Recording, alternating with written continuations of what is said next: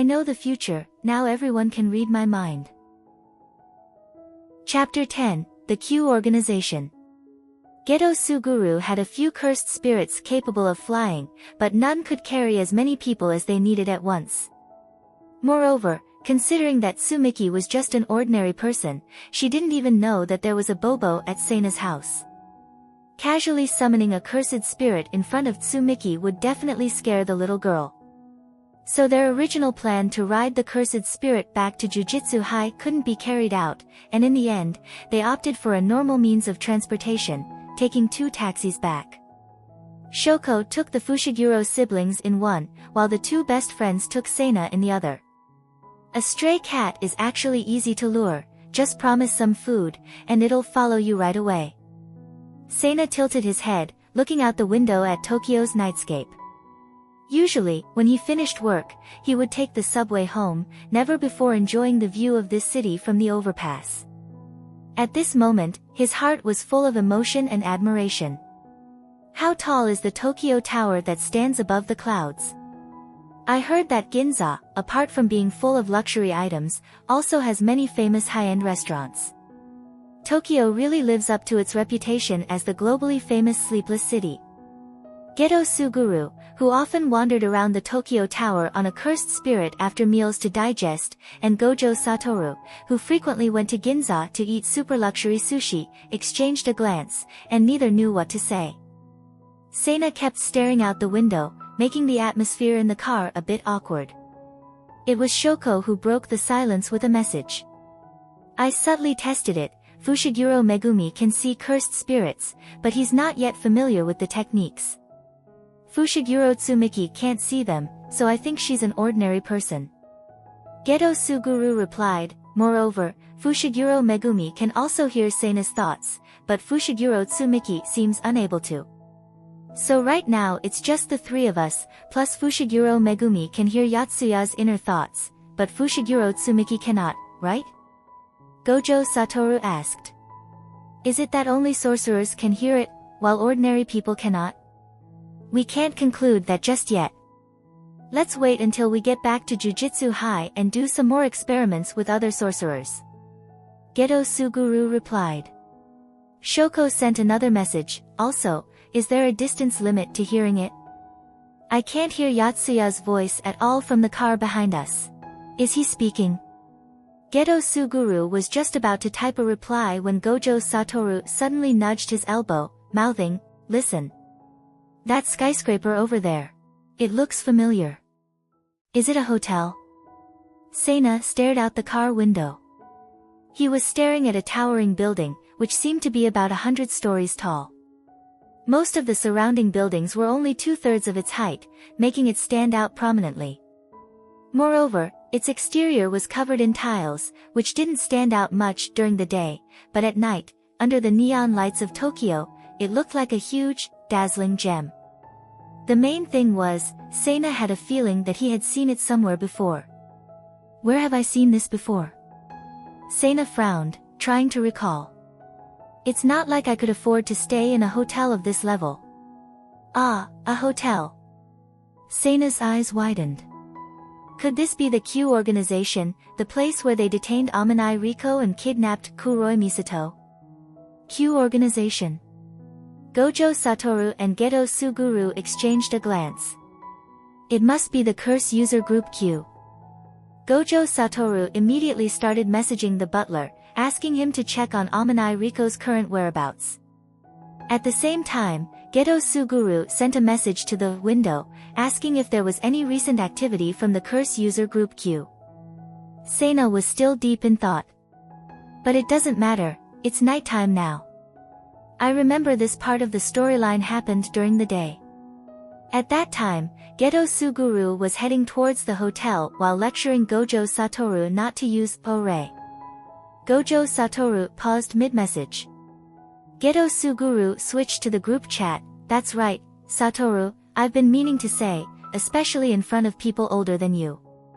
Gojo Satoru sent an emoji of a clenched fist with bulging veins. Geto Suguru sighed, switched to Boku. At least stop using Ore. Geto Suguru glanced briefly at Seina, then added, This way, people younger than you won't be as scared. Gojo Satoru snorted, then spammed 3 times in the chat, "I'm not doing it." And also sent a series of middle finger emojis. Shoko asked, "So Yatsuya is talking, right? But I can't hear anything from my side. Is it because of the distance?" Geto Suguru quickly calculated in his head and thought it was highly possible. They were currently on the highway, driving at around 100 km per hour, which meant that the minimum safe distance between the cars was about 100 meters. Perhaps the farthest distance Yatsuya Sena could read thoughts from was also 100 meters. Geto Suguru was calling Gojo Satoru while simultaneously ringing a certain hotel room's doorbell. Then there was a tiss, followed by a beep beep, and next, a loud, boom, explosion. Best friends group. What? How did it just explode? Can you at least explain more clearly? Honestly, I think Shoko and Sena will definitely get along well. Geto Suguru couldn't help but say in the chat. Why do you say that? Shoko was genuinely curious. Because the way he talks is exactly like the way you taught us to reverse cursed technique. Meanwhile, Sena was still sitting with his eyes closed, trying hard to recall, and then Amanai Riko got blasted away in the explosion. Boom. Suddenly, there was a loud noise next to his ears.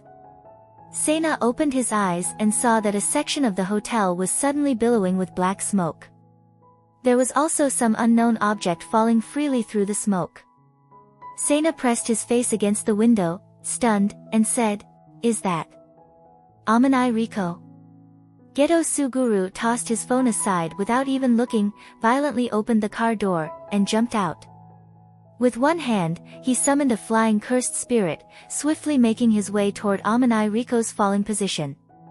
The loud explosion and Geto Suguru's sudden jump out of the car frightened the driver into wildly turning the steering wheel. Screech, the car almost collided directly with the road barrier.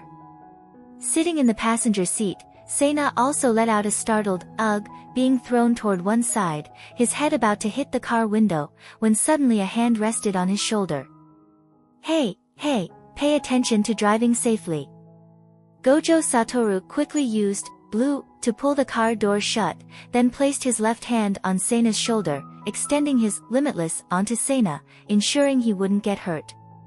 At the same time, he bent his body, his long, 190-centimeter frame moving as gracefully as a cat to the front. Supporting the driver's hands on the steering wheel, Gojo Satoru complained, "You need to be over 18 to get a driver's license. I don't even have a license yet, and even if I knew how to drive, I couldn't drive for you." Gojo Satoru pressed the car's double emergency lights. The driver, still shaken, pulled the car over to the side, his voice still trembling. "That person sitting next to you just jumped out of the car." "Did he?"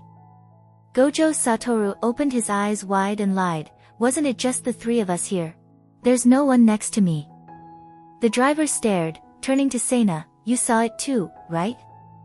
Just now, the one sitting in the back, with the dreamy eyes and long hair, he just jumped out of the car." Sena looked blank, "I didn't see anything." "Indeed, I didn't see it. I wasn't even looking back." Gojo Satoru suddenly burst into laughter. His phone rang, and he answered it, still in a good mood. "Hello? Shoko?" "Gojo, did Geto get off the car? We just got a temporary mission, we need to handle something." Gojo Satoru wrapped an arm around Sena looking puzzled, instinctively wrapping his hands around Bobo. Both of them, along with the cat, moved in sync, like a baby being scooped up. Gojo Satoru stretched out his long leg to kick open the car door, tilted his head to hold the phone, and picked up Geto Suguru's phone, putting it in his pocket. He said to Shoko on the other end of the call, "You take that pair of siblings back to Jujutsu High first. I'll catch up with Suguru." After pausing for a moment, he added, "Oh, and Shoko, have a window here to handle the scene, Suguru just scared the driver quite a bit." Shoko sighed, "Got it. Gojo," Yaga-sensei said, "remember to set up a veil before fighting." "Alright." Gojo Satoru smiled, squinting, no problem. Chapter 10 End.